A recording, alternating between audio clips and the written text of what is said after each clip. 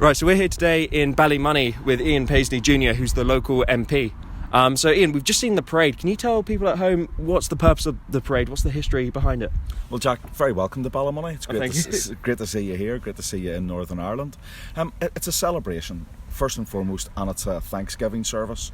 So it's basically a celebration of our culture, our identity, our Britishness. The fact that way back 400 years ago we were liberated, and we were, through the Glorious Revolution, given the liberty to worship as we wanted, to be free, and to have civil and religious liberty for all. So it's a celebration of that civil and religious liberty that really makes us British, and which really encourages us to stand out and to be a people in our own right. And today's a great pageantry of celebration. No, excellent. And it's one of those, do you ever think you'll see something like this on the mainland, or do you think it's only really specific to Northern Ireland? Well, I think because we really celebrate the key battle, the Battle of the Boyne, which put James out of Ireland and out of England, and put King William onto the throne. I think because Ireland was so central to that battle, this is where the centenary is. But I'd love to see this sort of thing, where people in England, Scotland and Wales really understood it the same way as we have it. You know, it's only when you're about to lose your liberty that something like this is important, where you realise that you have to defend it, that you have to acknowledge it, and you have to celebrate it, and you have to put it out there. But you can become very complacent, and I do fear that on our mainland that there is a sense of complacency about our identity, and we should never allow that complacency to set in. No, I completely agree. And again, the bonfires which come around for the 12th of July as well, they're seen with quite a lot of controversy.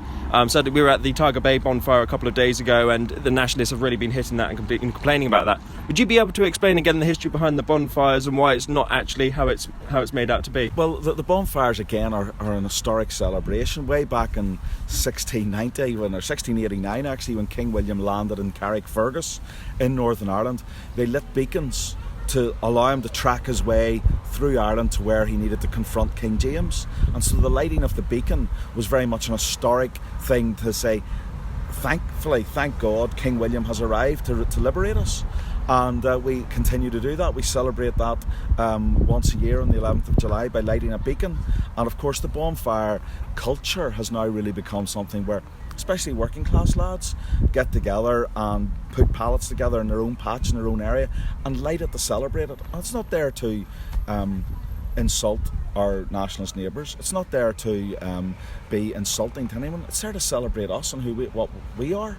And I would say to those who find it insulting that they're really looking for something to be insulted over, that they really need to step back and realise that this is how we celebrate our culture and remember our very important history. And it really is a memory of our history, and it's something which we should celebrate. And the only thing that makes it controversial are people who oppose it. It's not the people who are doing it are controversial. It's the people who oppose it and make it a controversial issue. And of course, unfortunately, our mainstream media loves jumping on that controversy and stirring it up. Certainly, and at the bonfire, I was at one locally in Ballymoney, which is quite good fun. And something I noticed, there were Catholics there supporting it, and I was thinking there was no anti-nationalist, anti-Catholic chants at all. It was open to everyone to come along, and that's just not broadcast. And certainly, as you said, it's a shame people are looking for reasons to be offended on this. Well, Jack, that's a very important point, because our history shows that whenever King William landed, he granted civil and religious liberties for all. So those civil and religious liberties extended to Catholics, they extended to Presbyterians like me, they extended to people who were non-Anglican.